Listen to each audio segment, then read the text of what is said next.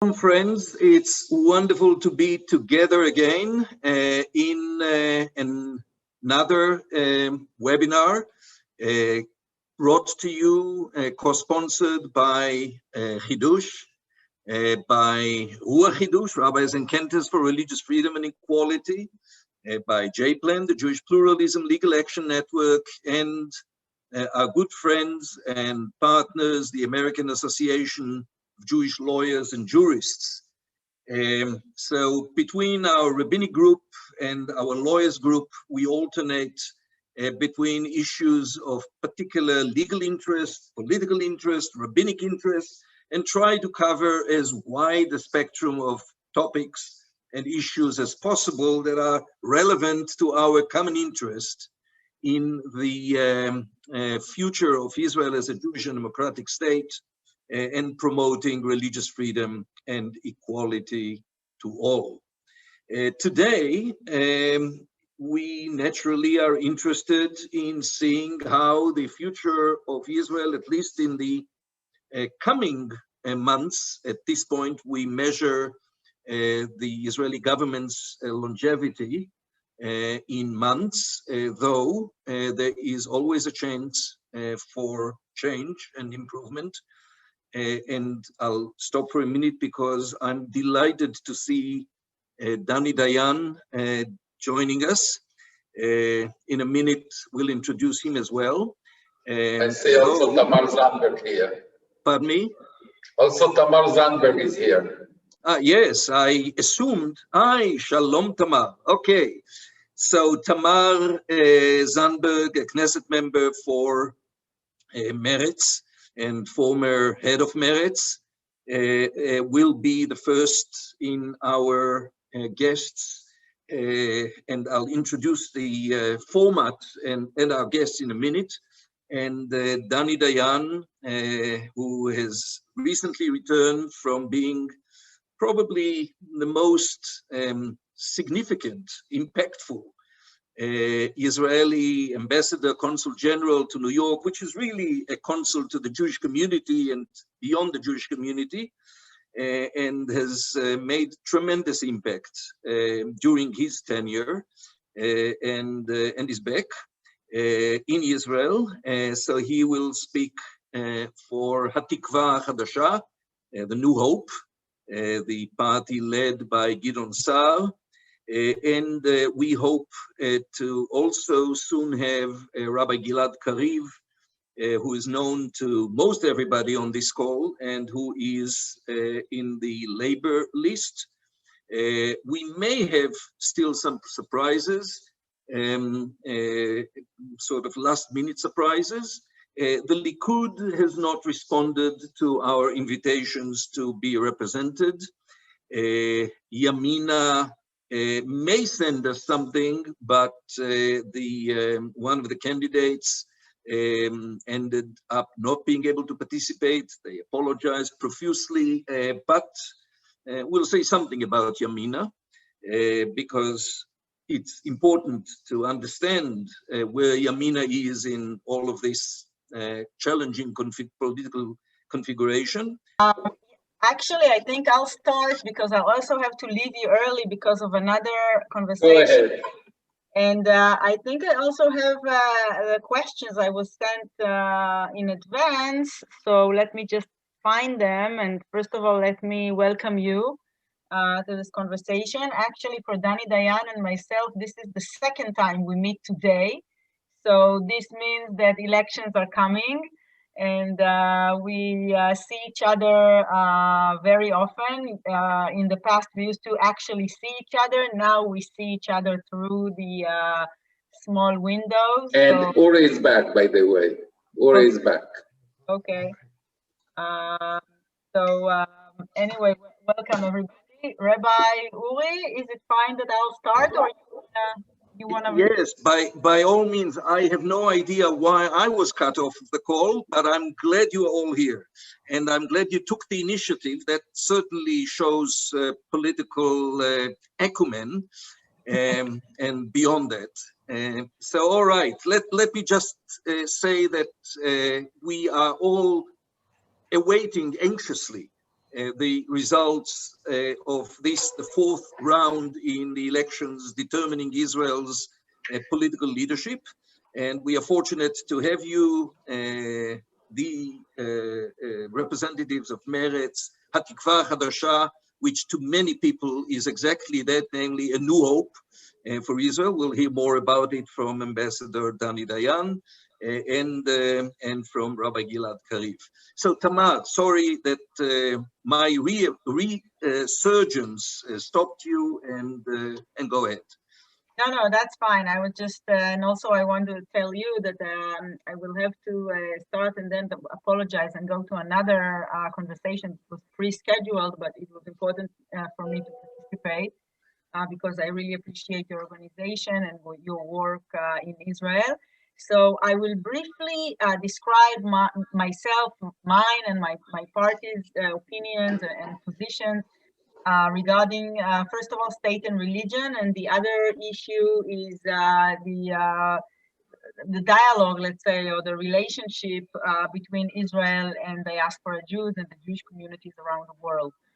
So, as you know, I'm representing Meretz, which is a small, progressive, left-wing party. I think it's small in Israel, but I think that if the elections were held among the Jewish communities around the world, maybe Meretz would have been much bigger, especially in North America.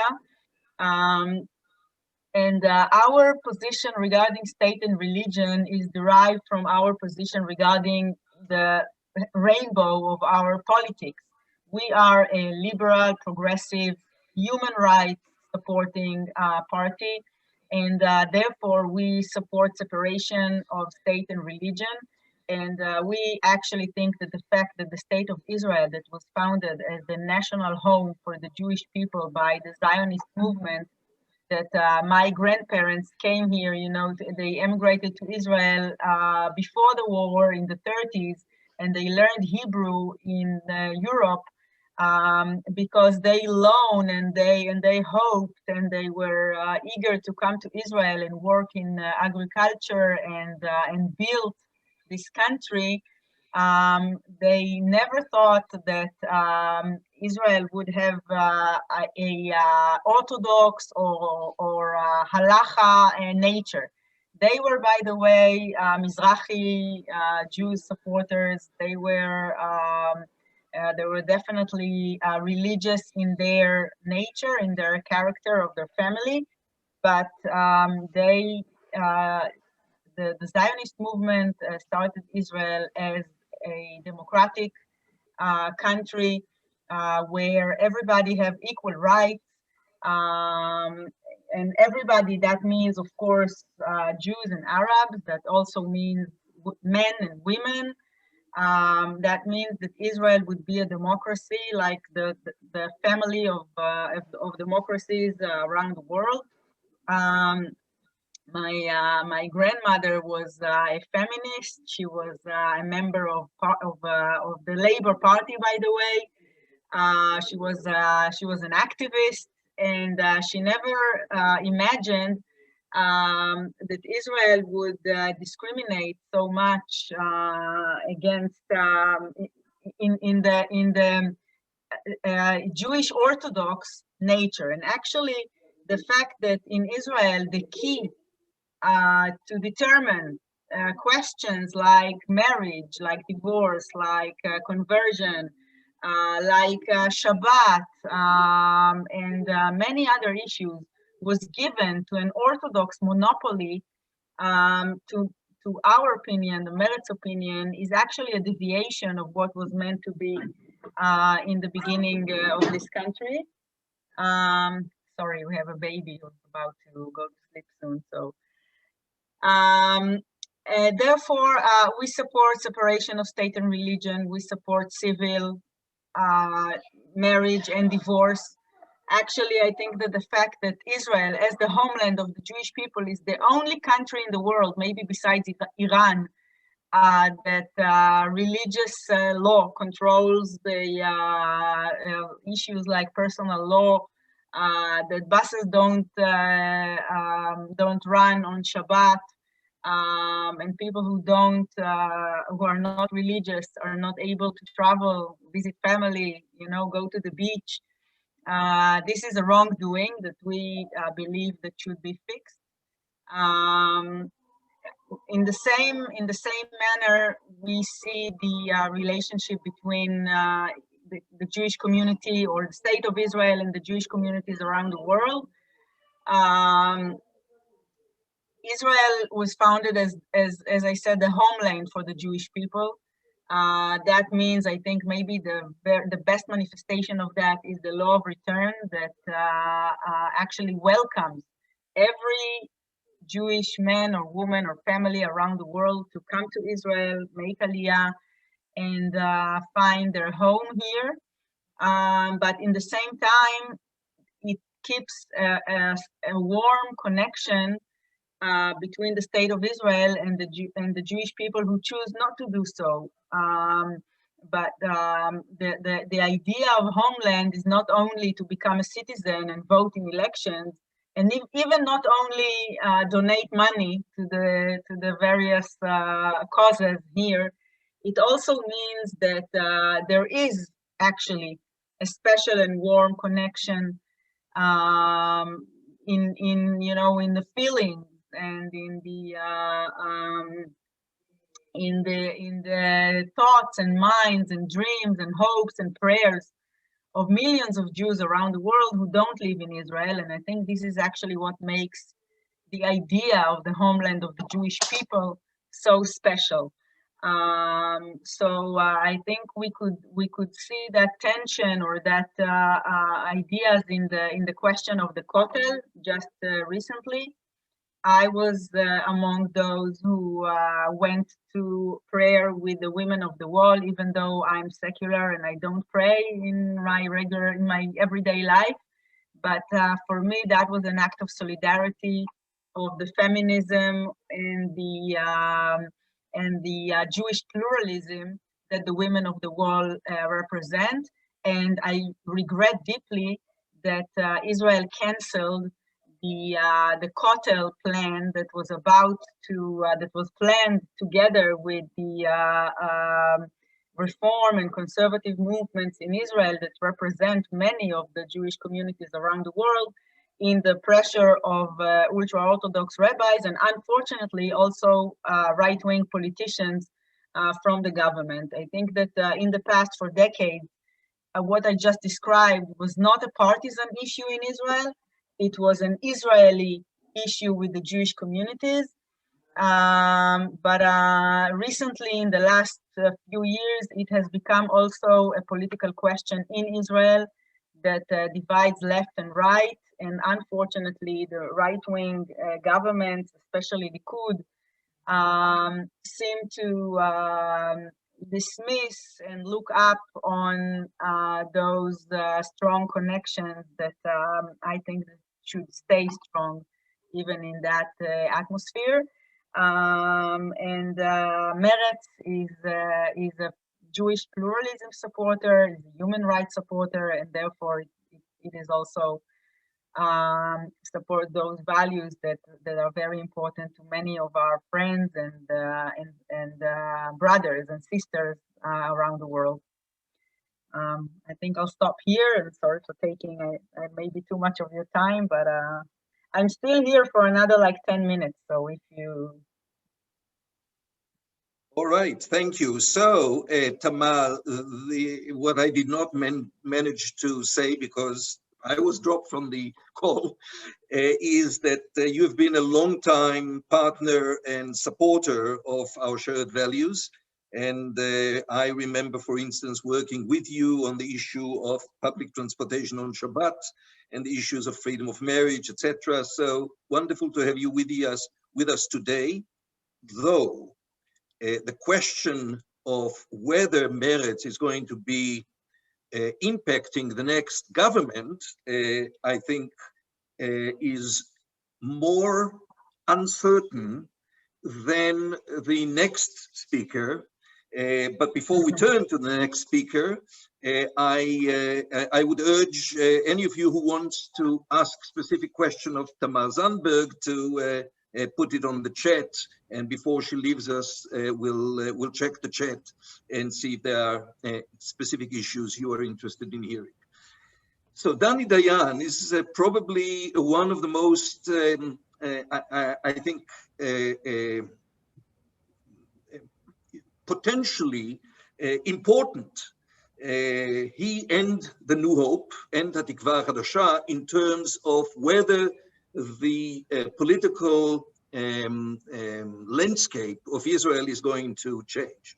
He'll probably speak to what New Hope stands for better than I can, but I think it's fair to say that in terms of the leader of the New Hope, Gideon Sa'ar, for many years associated with the Likud, he has gotten the closest than any other candidate to challenging Bibi Netanyahu in terms of personal qualifications and desirability in the eyes of the public to replace Bibi Netanyahu. And Dani Dayan himself, as I said before, was quite unique in terms of both his political background, his and the impact that he made during his tenure as the Consul General of Israel in New York. I am looking forward, because I've been reading everything that has been written about Sa'ar's positions on issues of religion and state, and I know your particular commitment to diaspora Jewry, to world Jewry. I'm eagerly awaiting to hear from you. The three questions that we ask our participants are: what is your specific position, and what will you be pursuing if you are part of the next government in terms of the major religion and state issues? To what extent do you see the Israeli government having to take into consideration diaspora Jewish views on matters that impact on them? And if you are going to be impacting the next government, what are the three main areas in which you feel your party will want to and attempt to make an impact? Go ahead, Dani.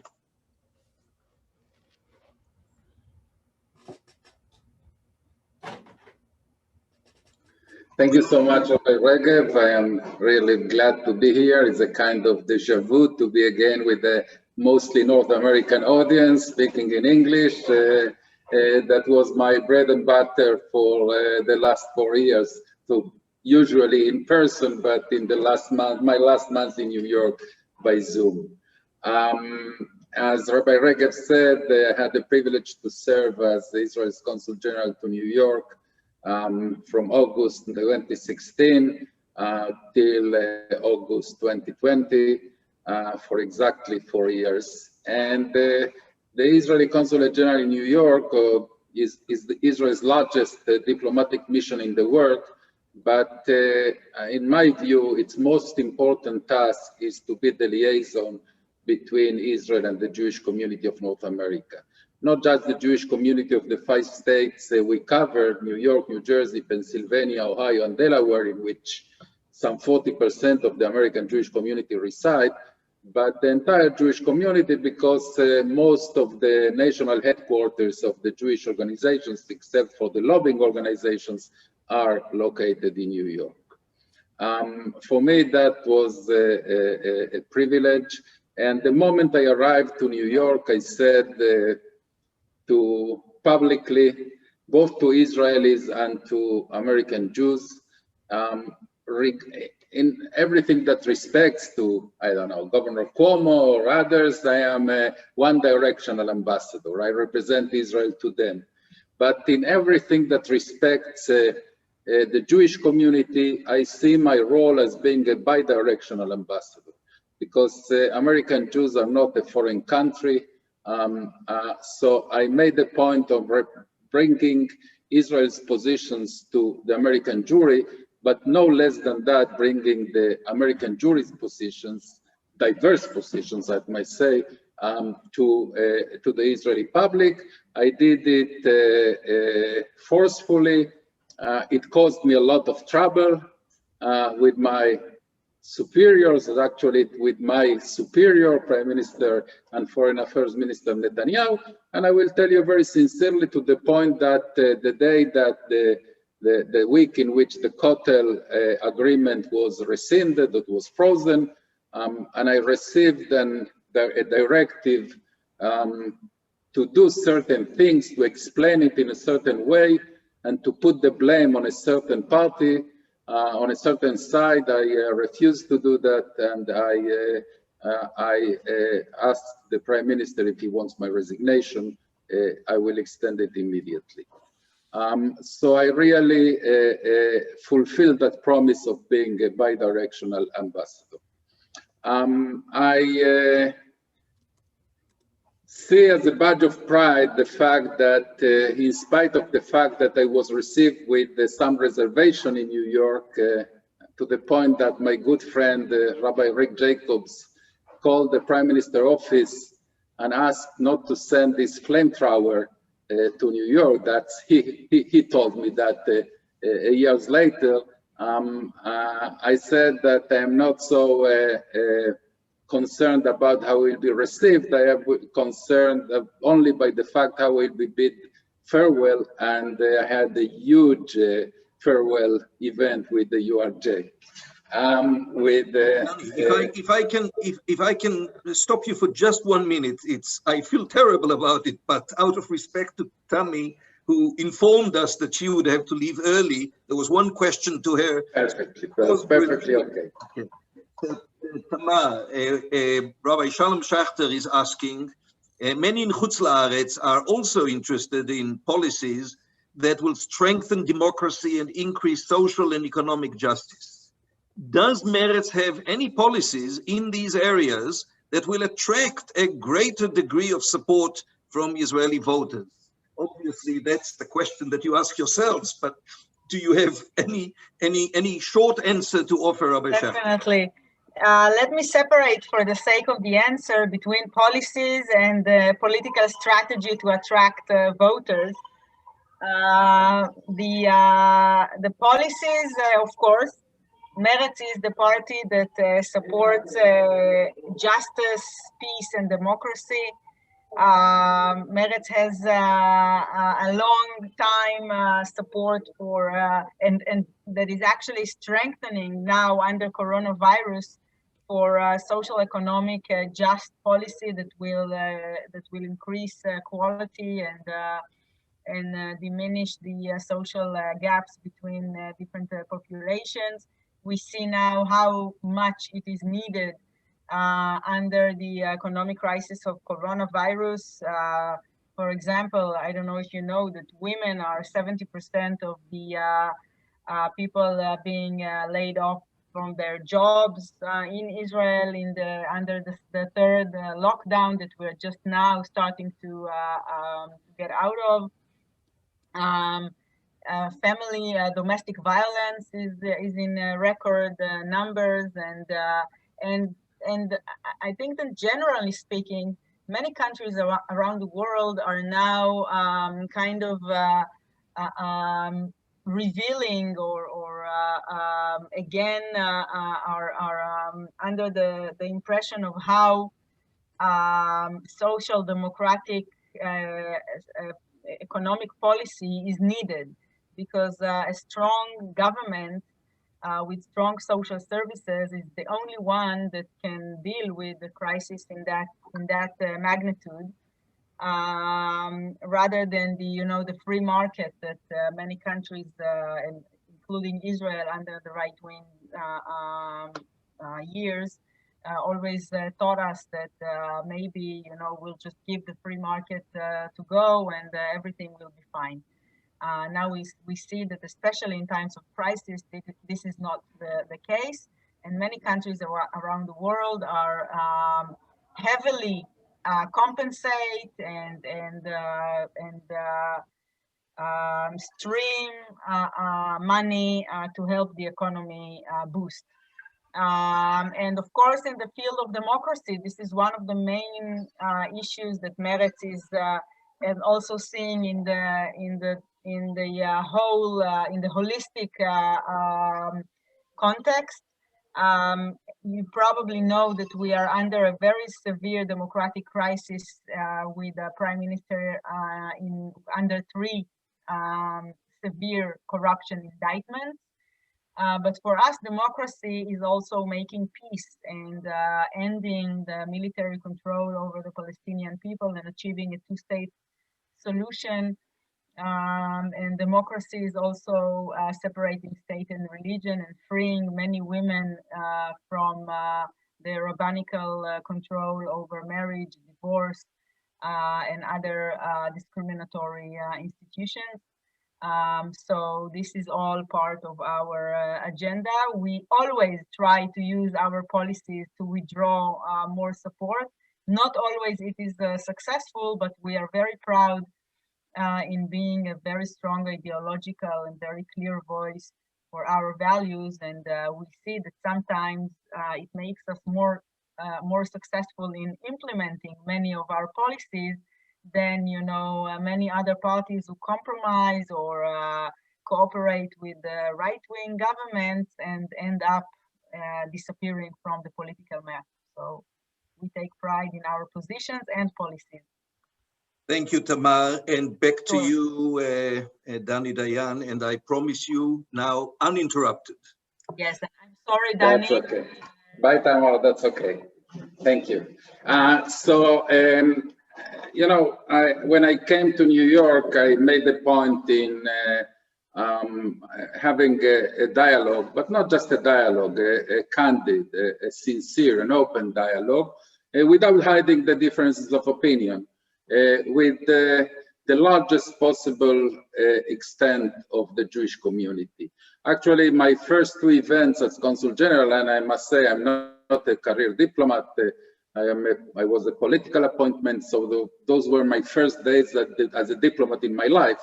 One of the first things that I did was two consecutive breakfasts in my residence. The first one with conservative and reform rabbis, and the second one with liberal Jewish activists.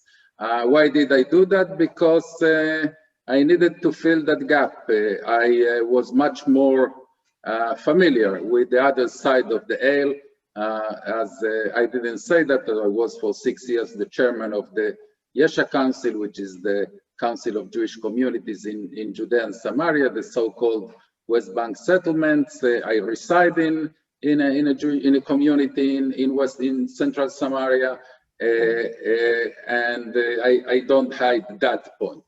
But I made a point in reaching out to everyone. I would say the only two groups that I didn't see any point in having a conversation with, because I thought it was completely futile, were on one hand JVP, the Jewish Voice for Peace, that I saw them as a part of the anti-Israeli propaganda orchestra, and on the other side, Neturai Karta. But I even must tell you, I agreed to officially, as an Israeli official, to participate in the J Street Policy Conference. For some technical disagreements with my friend Jeremy, eventually I didn't, but I mean, it was up to him. People asked me, how come that you were the leader of the settlers for 6 years and you had such a wonderful relationship, to the point that Anat Hoffman calls me the darling of the women of the world. And the answer is very simple. I am, and I believe my colleagues at New Hope are, staunch liberals. We don't have to agree to respect your views, to respect your rights, not only your views.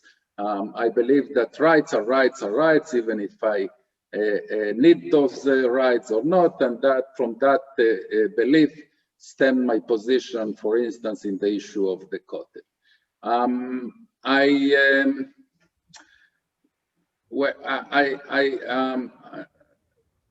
I came to New York when I came to New York, I also had this kind of deja vu feeling. And for quite a long time, I didn't understand why. I mean, it wasn't about strolling the Fifth Avenue. I have been to New York, I don't know, 20 or 30 times, but it wasn't about that.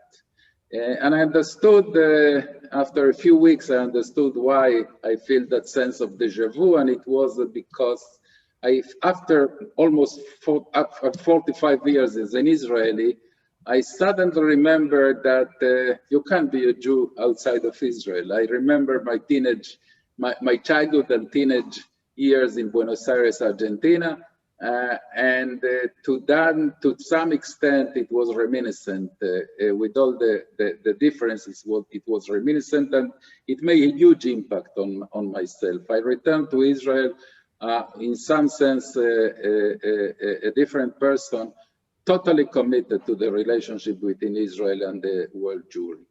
I would say that I ask myself frequently if there is a mitzvah, an obligation that is particular to our contemporary Jewish generation. I will explain what I mean. For instance, there was a Jewish generation that had the extra mitzvah to try to save, both in Israel and in America, to try to save the European Jewry from extermination. That generation failed. Probably it was impossible to succeed. I'm not judging, just describing. Then there was a Jewish generation that had the extra mitzvah to try to free Soviet Jewry, to bring home the Ethiopian Jewry. Thank God that generation succeeded. What about us? And I believe that we don't have such a clear mitzvah, but I believe that we have two as Jews. We have the mitzvah of guaranteeing the existence of Israel, but not just the existence of the robust, secure, thriving state, Jewish state, and the second is to guarantee the continuity of Jewish life elsewhere. And I believe today that it will be a tragedy if there is no cross responsibility. If each large Jewish community, Israelis and Americans, each one sees itself as responsible for only one of them. We Israelis see ourselves as responsible for Israel and not for our brothers across the sea, and vice versa. American Jews see themselves as responsible for their Jewish life and not for Israel. And that is what drives me to prevent that tragedy of parallel responsibilities instead of a joint responsibility.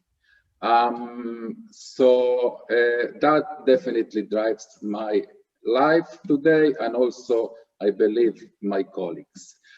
That is probably the most important issue I intend to deal with in the future if I am elected to the Knesset. Finally, I would say a word about, I will not evade the hot potato of religious state and religion in Israel. As I said, I am personally a liberal. I believe in personally in civil marriage in Israel, for sure freedom of worship in the Kotel, etc., etc. But I am part of a party today, and we are in the midst of deliberations on this issue. I can assure you that Tikva Hadasha, New Hope, will under no circumstances be supportive of any form of religious coercion in Israel. But we are realistic, and we understand that we believe that what we need today is not to deal with each issue separately. The issue of the Kotel, and the issue of the Giyur, and the issue of public transportation, of the issue of marriage, and the issue of other Giyur, etc., etc. What we propose today is as part of the process of healing that we are that actually we formed that country to promote the process of healing in the Israeli society that is divided and polarized. And divided and polarized because there are those that are interested in dividing and polarizing it because they gain political power from that. So as a part of that process of healing that we propose for the state of Israel, for the Israeli society, between religious and secular, between Jews and Arabs, between rich and poor, etc., is a new covenant between the more religious and the less religious, between the Orthodox, the liberal denominations, and the secular in Israel. We believe that the status quo, the famous or probably infamous status quo that was crafted by Ben-Gurion and the Chazon Ish back in the 50s is obsolete these days, and it is bad for the Israeli society.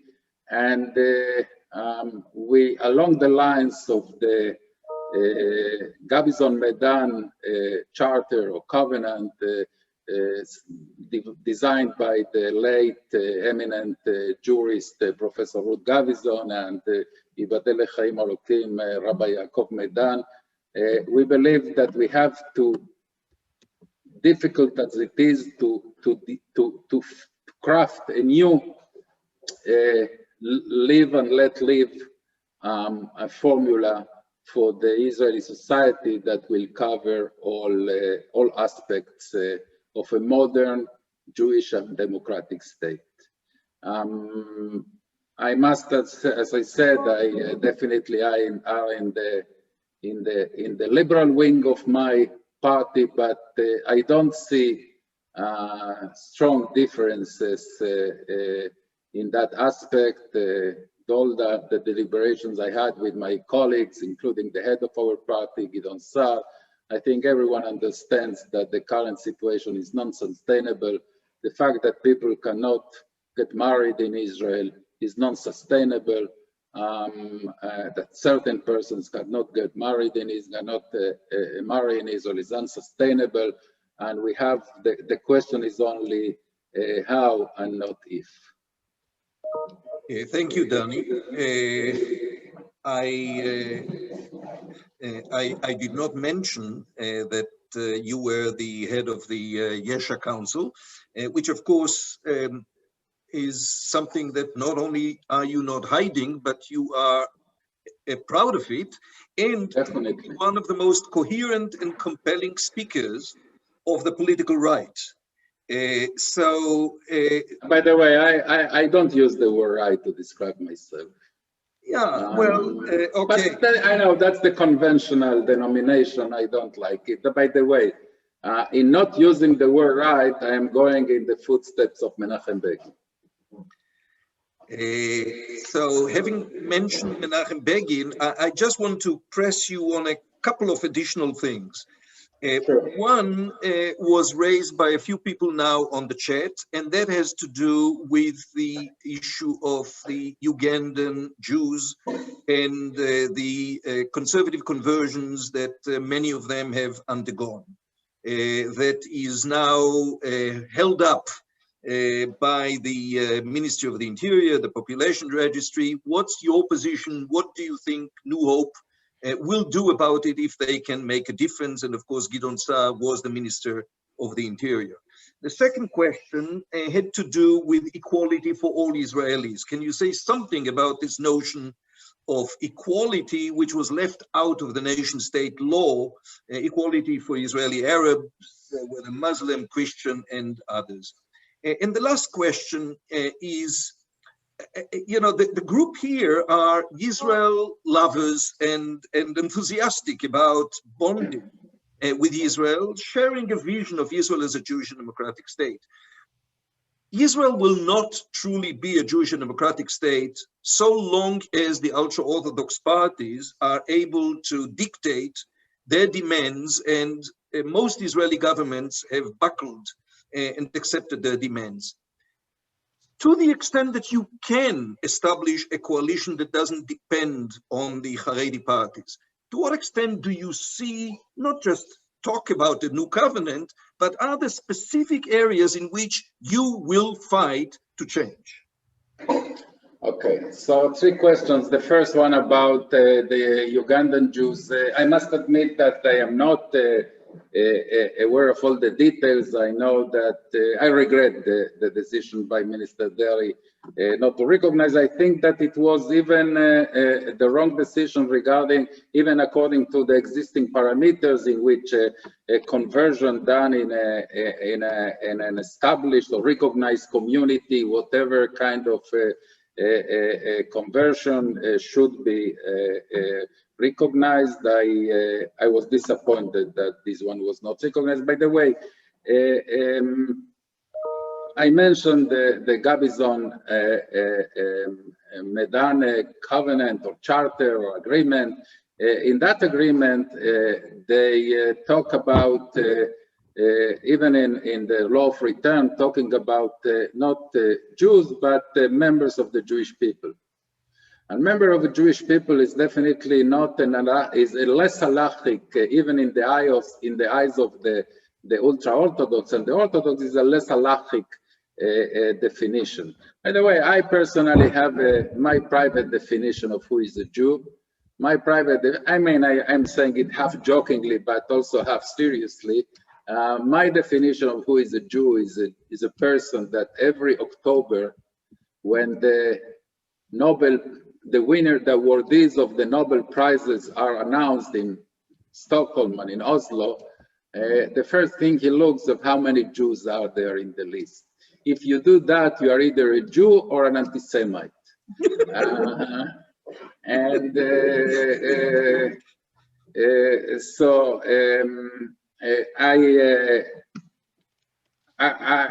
If I am elected to the Knesset, I definitely will look into that matter and try to help. I visited some communities in other places in the world in which similar situations existed, in Iquitos in Peru and other places, and I was very moved, very touched by that. Now, regarding the nation state law, I and our party, with one exception, Benny Begin, the son of Menachem Begin, that is a candidate also in our party, are supportive of the law. We don't think that that law discriminates in any way non-Jews, non-Jewish citizens in Israel. It talks about the definition of the state as a Jewish state, but in no way discriminates others. That being said, I believe that a clause of equality is lacking in the Israeli quasi-constitution, that is the basic clause. However, I don't believe that it belongs necessarily or specifically to the nation state law, but a specific law that makes clear that all citizens are equal should be legislated and have the status of a basic law. No doubt that that is the way that we expect the government of Israel to act, even when there is no such explicit clause, but we believe that an explicit clause guaranteeing equality for all Israeli citizens should be legislated. I said that I go in the footsteps of Menachem Begin, but even more than that, my ideological mentor is Zev Jabotinsky, the Zionist leader that incidentally passed away in New York in 1940. And when Zev Jabotinsky wrote in one of his poems, he was also a poet, that in our land, the son of Nazareth and the son of Arabia and my son will thrive under our blue and white flag, that is exactly what I believe. Now, regarding Haredim in the coalition, look, we formed our party with the explicit and not only explicit, but imperative this intention to replace Prime Minister Netanyahu. We said that totally clear. We will not sit in a coalition led by Prime Minister Netanyahu. And that is not because we have huge ideological differences regarding Judea and Samaria or regarding Iran and other issues. It is because we believe that the way that Prime Minister Netanyahu, the discourse the way he imposed this on Israel, the divisive, in some cases inciting discourse, this minute is very reminiscent of another leader that you know very well. In some senses, is dangerous for the state of Israel, is dangerous for the cohesion of the Israeli society, is dangerous for the future of Israel, and also the mismanagement that we are seeing these days regarding COVID and other issues, and preferring personal and partisan considerations to the interests of the state are we cannot accept that. So we will not be a part of a Netanyahu coalition. I believe that Sa'ar is the only one that has a real chance of replacing Netanyahu, because like it or not, the replacement of Netanyahu will come from the center right and not from the center left. And therefore, we believe that after the election, there is a good chance. It's not sure. We have to work hard in order to make that happen. There is a strong chance that we will have several options for a coalition. That means that if we have several or two options for a coalition, we are a completely different situation than Mr. Netanyahu. Mr. Netanyahu has no political alternative but to obey the ultra-Orthodox, to give to all their demands. So I will not say that we will form a coalition in which the ultra-Orthodox parties will not be a part of. That is a strong possibility, but I cannot assure you of that. But no doubt that we will form a coalition that will not be dependent on the ultra-Orthodox. Now I want to say to finally in this point, I am old enough to remember the coalition that the late Prime Minister Sharon formed with Yair Lapid's dad, Yosef Lapid. And Yosef Lapid was very outspoken against the ultra-Orthodox. And to the extent that he had achievements, they were temporary because his party disintegrated later and the ultra-Orthodox returned to power and reversed all his policies. And I asked myself many times, why did Yosef Lapid fail? Why did Yosef Lapid and his Shinui party disintegrate after an apparently successful term in government? And my answer to myself was that Lapid was more preoccupied and more busy in hurting the ultra-Orthodox than in benefiting the secular and the liberals.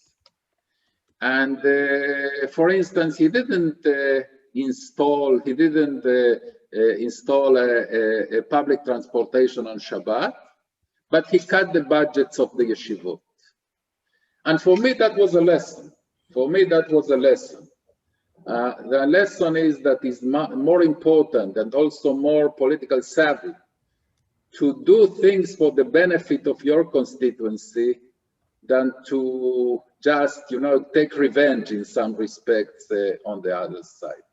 And I am quite convinced of that, and that's what I bring, at least with myself, to the party and to the political arena. Thank you, Danny. It's been wonderful listening to you. I think that whereas those on this call could have expected what Tamar Zandberg had to say, I think that there is tremendous curiosity, for good reason, as to not only what you personally are saying on these issues, but what level of new hope does New Hope bring with it. The polls definitely show that there is a high likelihood of that happening.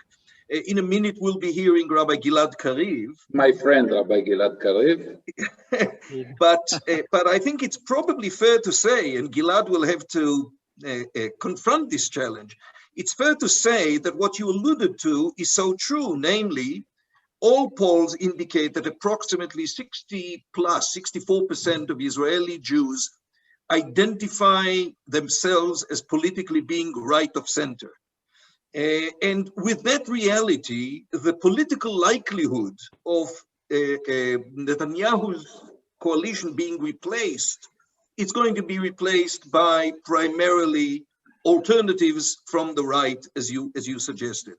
And therefore, I think that you have brought a sort of a refreshing message and clearly an indication that whereas so many people view the situation as same old, it's just the same thing all over again.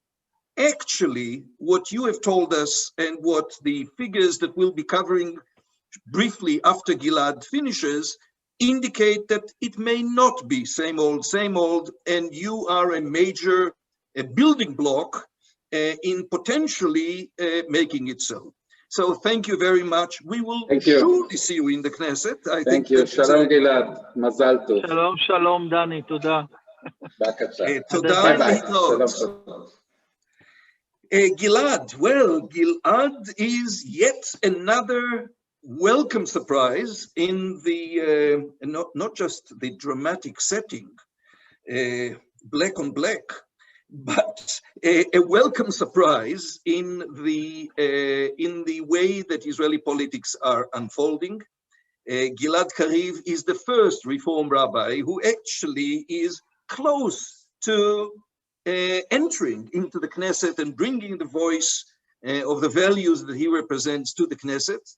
There was a very active member of the Reform movement, actually former chair of the Reform movement in Israel, who was a Knesset member for the Independent Liberal Party, Nissim Eliad, but never a Reform rabbi. Some were offered and turned it down.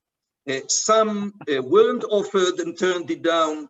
But Gilad not only was offered, but came second in the primaries by a large margin.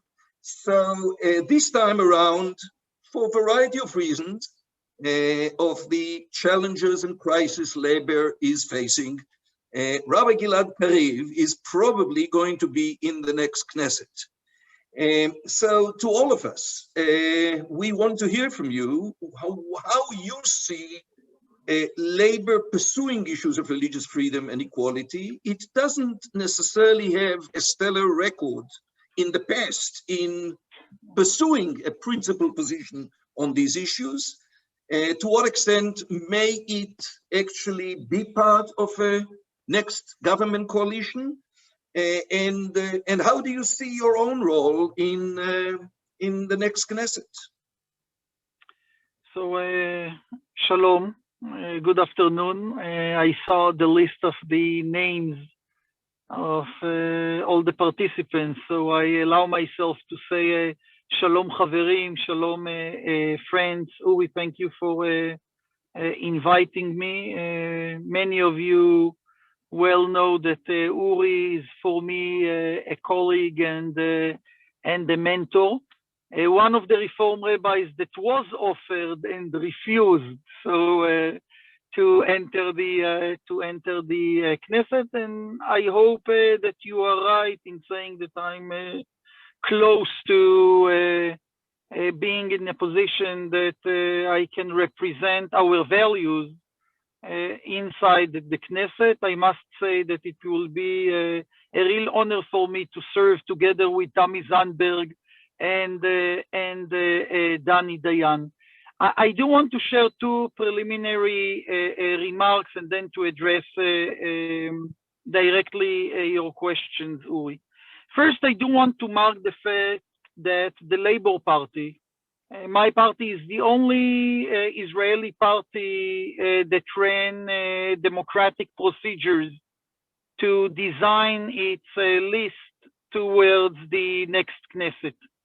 In spite of the very short period of time we had, immediately after Merav Michaeli, a close friend and supporter of the reform and the conservative movements in Israel, immediately after she was elected only 3 weeks ago, she said that she declared that she insists to do primaries, and we had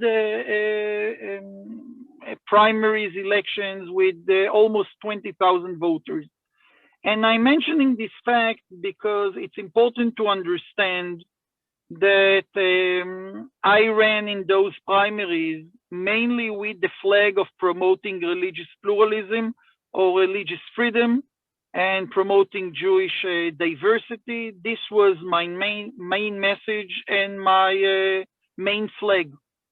And the fact that I was elected in to the second place in the primaries says something about the desire of the Labour members to see the issue of religious pluralism as a core issue to the Labour Party. And I agree with you that in the past, the Labour Party didn't always have a fine record in this arena. But I strongly believe that when you look into the records of Merav Michaeli, the new chair of the party, and the fact that I was elected upon this specific platform, I think it's a very strong signal to the commitment of the Labour members to deal with those issues and to see them as central to this long process of reviving the Labour Party and the Labour movement in Israel. My second remark is going beyond the borders of my own party, and I do want to mention I was not able to attend the opening or to hear your opening remarks, but I do want to say that we are heading towards very interesting elections, also in regards to the issues that we address in this webinar. And Uri already mentioned it in regards to the New Hope Party, but I ask all of us to look into the current political reality in Israel and to keep in mind that the modern Orthodox community was split, and Naftali Bennett is adding one modern Orthodox party, which is much more moderate than the other one led by Bezalel Smotrich. The Likud, as we heard, was splitted, and Gideon Saar, with people like Benny Begin and Dani Dayan, definitely present themselves as the successors of the liberal right wing camp. Blue and white is almost disappearing, and it means that Yesh Atid, led by Yair Lapid, and Israel Beiteinu, led by Avigdor Lieberman, are once again the main players in the central arena.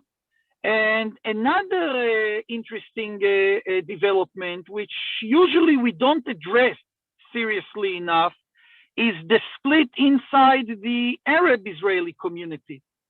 When the Islamic Party left the United Arabic Party, the Islamic Party was the internal force in this combined Arabic party that actually held a much more conservative approach towards issues of religion and state, rights of the LGBTQ community, and other issues. They had a very strong alliance with the ultra-Orthodox parties. And here also, we see that the leading political Arabic force in the Knesset will be able to hold a much more moderate and even liberal views in regard to issues of state and religion. So I really believe that we have an opportunity today, or we will have an opportunity in the next Knesset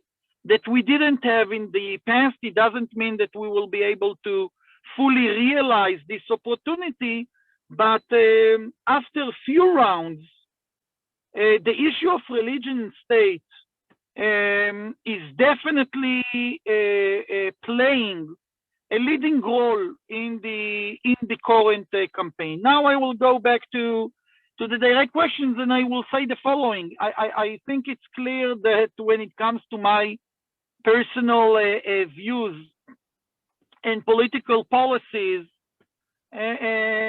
you can mark all the right boxes. I have a very strong, long-standing partnership with my host and with many other colleagues in working hard from outside the Knesset, or working hard outside the Knesset to promote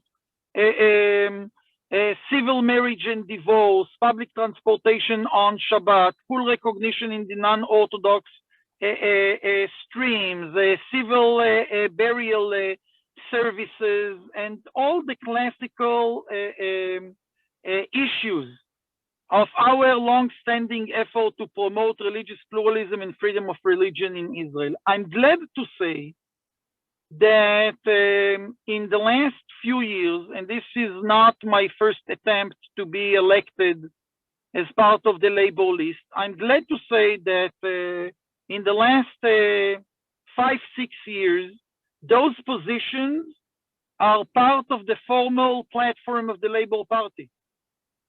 And we succeeded to create a shift in the attitude of the Labour Party, the formal attitude of the formal policies of the Labour Party.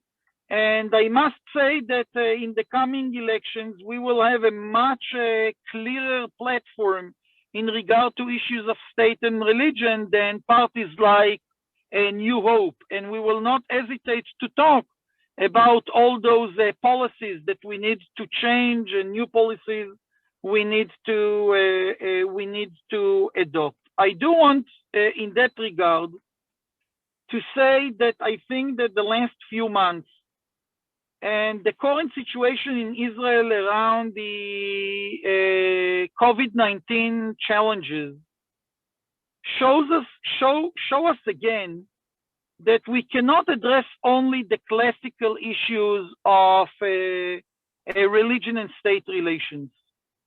That in Israel, the way those relations were constructed carries an enormous impact on many fields of life that are not a part of what we identify as the core issues of religion and state. The growing tension between the ultra-Orthodox community and the other sectors of the Israeli society, the lack of ability of the Israeli government to impose the restrictions, the guidelines, actually the legislation on the ultra-Orthodox institutions and community in general, is only one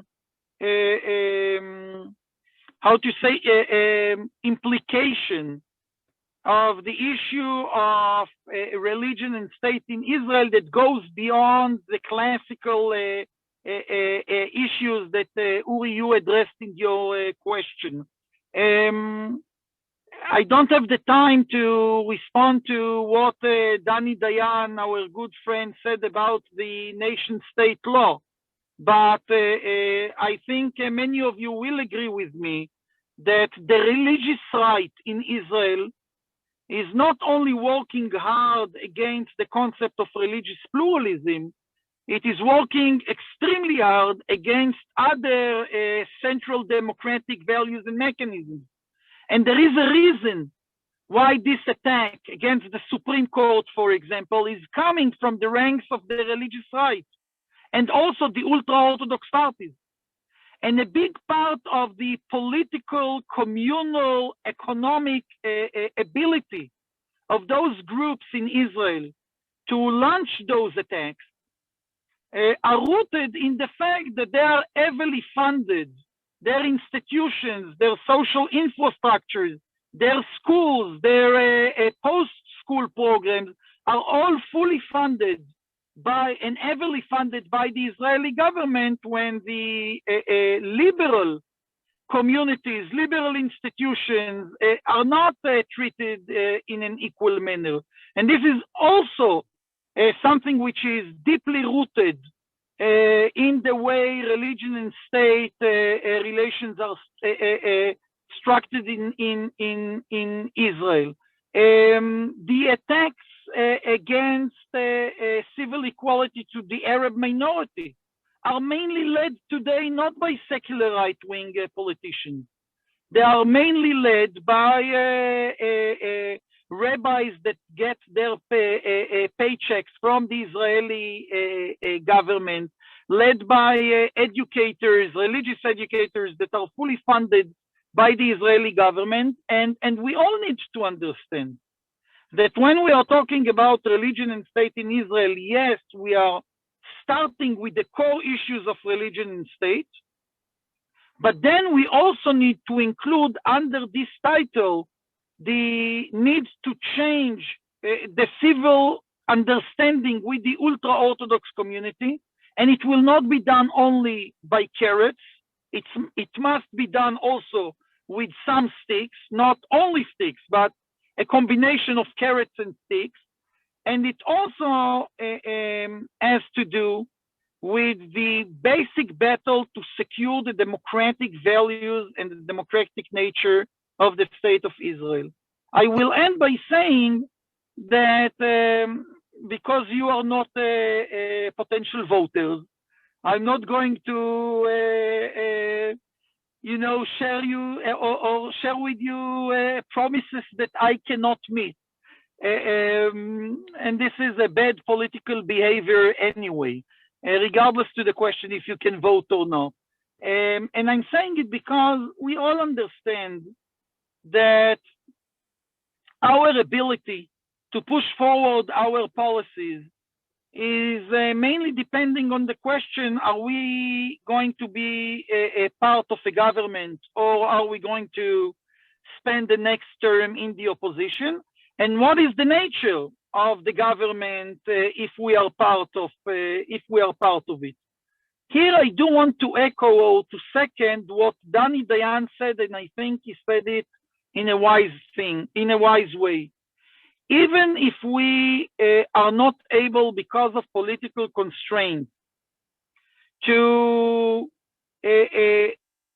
promote all our policies, by definition, if we are part of a government, we have the ability to strengthen those infrastructures that will enable the pluralistic liberal community in Israel, including the non-Orthodox streams, to gain more and more public strength, to gain more and more recognition, to gain more and more political standing.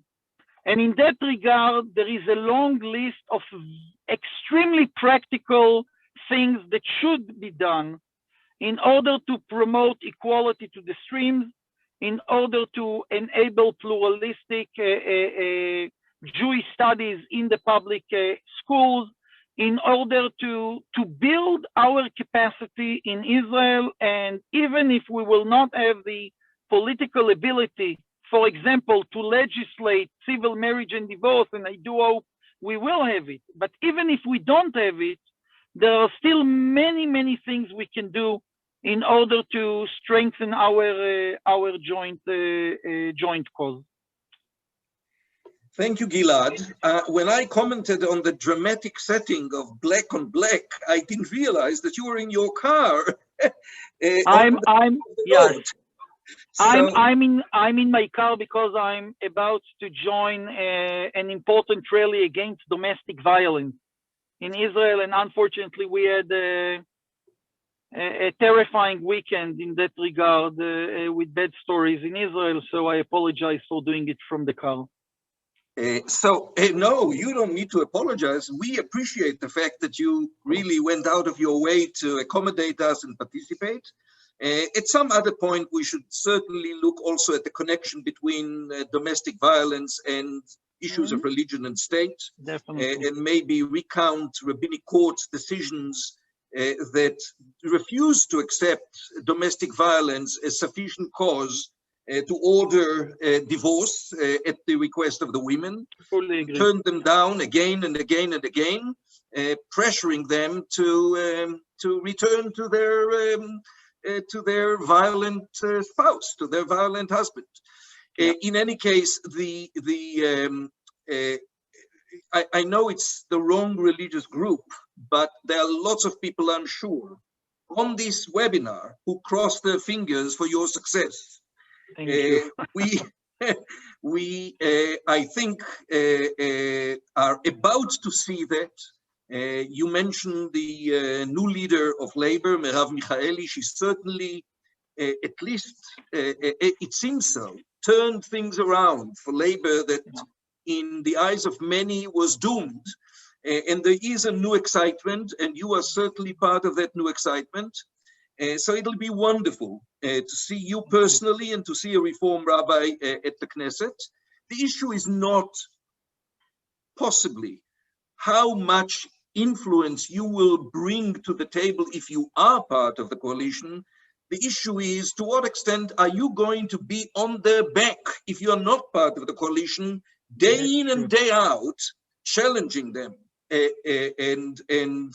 had a very good mentor in that regard. So, and I'm sure you will be there to remind me my duties. So it's okay. Well, I was going to add some perspective from the polls and some recent data from the last few days, but I see the clock is ticking, and hopefully we'll soon dedicate another webinar to analyzing the likelihood of a political change. I'll just mention before we close that in 2 weeks, and this time back on Monday, we will have Professor Rivka Weil, who has been a highly regarded participant in these webinars, talk about a topic of Israel's record, unique record in dealing with the COVID-19, and also the question that Gilad alluded to, namely, how was the handling of the COVID-19 challenge influenced by politics in Israel? So stay tuned, the announcement will go out soon. We thank you all very much. Thank you, Gilad, and good luck. Until 2 weeks from now on Monday, shalom to you all.